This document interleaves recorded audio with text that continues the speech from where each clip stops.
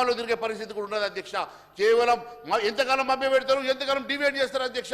కేవలం మీరు అధికారం రావాలని ఒకే ఒక ఆకాంక్షతో వచ్చిండ్రు, అధికారంలోకి వచ్చిండ్రు, ప్రజల్ని మోసం చేసిండ్రు, మభ్య పెట్టిండ్రు, అబద్ధాల మాటలతోటి ఈరోజు పూర్తిగా ఈ రాష్ట్రాన్ని మళ్ళీ మీరు ఒక ధ్వంసం చేసే ప్రయత్నం చేస్తూ ఉన్నారు. నేను ఒకటి అడుగుతా ఉన్నాను, గత ప్రభుత్వం చేసింది, గత ప్రభుత్వం ఎక్కడ కూడా మరి ఇచ్చిన హామీలు నెరవేర్చలేదని, గత ప్రభుత్వం ఎక్కడ కూడా ఇచ్చిన హామీలు నెరవేర్చలేదని ఈ ప్రభుత్వం కూడా అదే మాదిరిగా మేము కూడా వాళ్ళు చేసిండ్రు మరి మమ్మల్ని ఏం చేస్తారు అని చెప్పేసి మేము కూడా ఇట్లే కాలం గడుపుతామనంటే నడవదు అధ్యక్ష.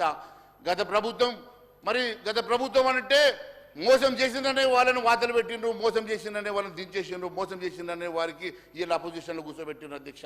కానీ మీరు మాట ఇస్తే తప్పరనుకున్నాం. కానీ మొన్ననే కొంతమంది ఎమ్మెల్యేలు నాతో చెప్తున్నారు, సార్ మా ముఖ్యమంత్రి ఇట్లా యూటర్న్ తీసుకుంటాడు అనుకోలేదు సార్, మా ముఖ్యమంత్రికి ఇట్లా యూటర్న్ తీసుకుంటూ అనుకోలేదు సార్ అని చెప్పి కొంతమంది ఎమ్మెల్యేలు పాపం నాకు చెప్తున్నారు. అయ్యా బయట కూడా కొంతమంది చెప్తా ఉన్నారు యూటర్న్ ముఖ్యమంత్రి అని. అయ్యా నువ్వు యూటర్న్ ముఖ్యమంత్రి కావద్దు, నువ్వు నా స్నేహితుడివి, నువ్వు మంచి ముఖ్యమంత్రిగా పేరు తెచ్చుకోవాలని కోరుతా ఉన్నా. నువ్వు నా స్నేహితుడిగా మంచి ముఖ్యమంత్రిగా పేరు తెచ్చుకోవాల్సిందిగా కోరుతా ఉన్నాను. ఇప్పుడు అధ్యక్ష రాజకీయ ప్రసంగం చేస్తున్నవారు, మా ముఖ్యమంత్రి గారు ఎక్కడా యూటర్న్ తీసుకోలేడు, మా ముఖ్యమంత్రి గారు పదే పదే చెప్తున్నాడు మేము ప్రజలకు ఇచ్చిన హామీలను అమలు చేసే బాధ్యతను తీసుకుంటామని చెప్పని. ఈరోజు అసెంబ్లీలో కూడా మేము పెట్టినటువంటి బడ్జెట్లో కూడా మేము ప్రతిపాదన 6 గ్యారెంటీలు ఏ విధంగా అమలు చేయాలని చెప్పినటువంటి ఆలోచనతోని ముందుకు పోతున్నాం. ఇప్పటికే 2 అమలు చేసినాం. గవర్నర్ గారి ప్రసంగంలో మరో 2 అమలు చేయబోతున్నాం చెప్పి మిగతావి కూడా 100 రోజుల్లో అమలు చేస్తామని చెప్పినాం. మా ముఖ్యమంత్రి గారు మాకు ఖచ్చితంగా చెప్పారు ప్రజలలోకి వెళ్ళండి, మనం ఇచ్చిన హామీలు అమలు చేస్తామని చెప్పిన మాట చెప్పిన అధ్యక్ష. మరో మాట వారు మాట్లాడుతూ సిబిఐకి మీరు ఇవ్వండి అంటున్నారు. మేము ఆల్రెడీ జార్ఖండ్కి వెళ్ళినారు అధ్యక్ష, అక్కడ ఇవ్వకుండా జార్ఖండ్కి వెళ్ళినారు. ఇక్కడ మాకు ఎన్నికల కంటే ముందు మా మంత్రి గారి మీద కూడా ఈడీకి సంబంధించినటువంటి పరిశోధనలు జరిపినారు, దాడులు జరిపినారు. మేమేం చెప్పదలుచుకున్నామంటే ఇక్కడ మేము కాళేశ్వరంలో జరిగినటువంటి అవినీతి అక్రమాలపైన జ్యుడిషియల్ ఎంక్వైరీ వేస్తామని చెప్పినాం అధ్యక్ష. వీళ్ళెందుకో మాకు అప్పైపోండి అంటారు. అంతకుముందు మా గౌరవ అప్పుడు పీసీ అధ్యక్షులు ఇప్పుడు ముఖ్యమంత్రి రేవంత్ రెడ్డి గారు స్వయంగా వారు విచారణ జరపండి, ఈడీ విచారణ జరపండి పిటిషన్ ఇచ్చారు, సిబిఐ విచారణ జరపండి పిటిషన్ ఇచ్చారు. సరే సిబిఐ విచారణ జరపడానికి రాష్ట్రంలో అధికారం లేదు మాకంటే ఈడీ విచారణ జరపచ్చు కదా అధ్యక్ష. ఇప్పుడు ఈ కాళేశ్వరంలో జరిగినటువంటి నిన్న మేము బస్సులు పెట్టి పెడితే ఈరోజు ఇదే హౌస్ నుండి మేము కాళేశ్వరం జరిగిన అవినీతి అక్రమాలను ఈ రాష్ట్ర ప్రజలకు చెప్పడానికి ప్రభుత్వం ప్రయత్నం చేస్తే వారిని కూడా రమ్మని ఆహ్వానించిన వచ్చా. వారు రావాల్సింది పోయి ఈరోజు మీరు పగులను ఏం చేస్తున్నట్టు చూసడానికి ఎందుకు పోయినట్టు వారు హేళనగా మాట్లాడేటువంటి విధానం కరెక్ట్ కాదు అధ్యక్ష. ఈరోజు 97,000 కోట్ల ప్రజాధనం దుర్వినియోగం అయింది అధ్యక్ష. ఇంతకుముందు టీఆర్ఎస్ పార్టీ వాళ్ళేమో వరదలు వచ్చే కంటే ముందు దాన్ని మరమ్మతు చేసి దాన్ని పూర్తి చేయమంటాడు. అసలు మేడిగడ్డలో, సుందిలలో, అన్నారంలో ఇప్పుడు నీరు నిల్వ చేసే పరిస్థితి ఉంది అధ్యక్ష.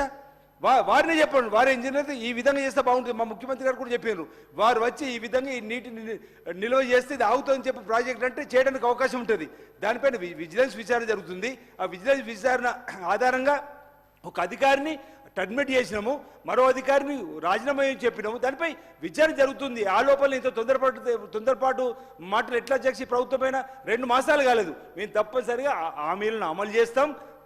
అసలు కాంగ్రెస్ పార్టీ ఎక్కడ ప్రజాభిమానం పొంది ఇక్కడ అటు బీఆర్ఎస్ కానీ ఇటు బీజేపీ కానీ కూకటి పేర్లతోటి రాదు అనేటువంటి ఆలోచనతోటి ఈరోజు ఈ విధంగా వాళ్ళు చేసేటువంటి ప్రచారం తప్ప మరొకటి కాదు.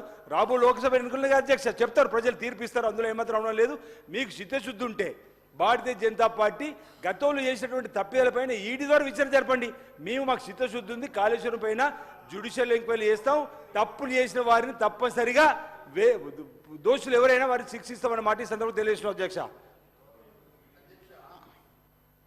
గౌరవ సభ్యులు అసలు పొందలేని మాటలు మాట్లాడుతున్నారు అధ్యక్ష. నేను చెప్పింది ఏంది అధ్యక్ష, వారే అంటున్నారు మా పిసిసి అధ్యక్షుడిగా రేవంత్ రెడ్డి గారు సిబిఐకి ఈడీకి ఇవ్వాలని చెప్పి డిమాండ్ చేసింది వారే అంటున్నారు. ఇప్పుడు అప్పటి ప్రభుత్వం అదే చెప్తా ఉన్నాను, అదే అప్పటి ప్రభుత్వము ఇవ్వలేదు కాబట్టి మీరు ప్రామిస్ చేసిండ్రు, ఛాలెంజ్ చేసిండ్రు, రాజకీయ సన్యాసం చేస్తామని చెప్పేసి మీరు ఛాలెంజ్ చేసిండ్రు కాబట్టి మిమ్మల్ని కోరుతా ఉన్నాను అధ్యక్ష. మీరు ఒక లెటర్ ఇవ్వండి. మీరు ఒక లెటర్ ఇస్తే 48 గంటల్లో సిబిఐకి మేము ఎంక్వైరీకి మేము పెట్టిస్తాం. మీకు ఇప్పుడు ఈడీకి ఏం సంబంధం ఉంటుంది అధ్యక్ష? మనీ లాండరింగ్కి దీనికి సంబంధం ఉంది అధ్యక్ష. మనం ఏమడుగుతున్నాము, మనీ లాండరింగ్ ఇష్యూ కాదు ఇక్కడ జరిగింది 94,000 కోట్ల రాష్ట్ర ధనం, ప్రజల ధనాన్ని దుర్వినియోగం చేసేసి ఈరోజు అక్కడ మరి తప్పుడు కట్టడాలు కట్టినరు, నాణ్యత లేదు.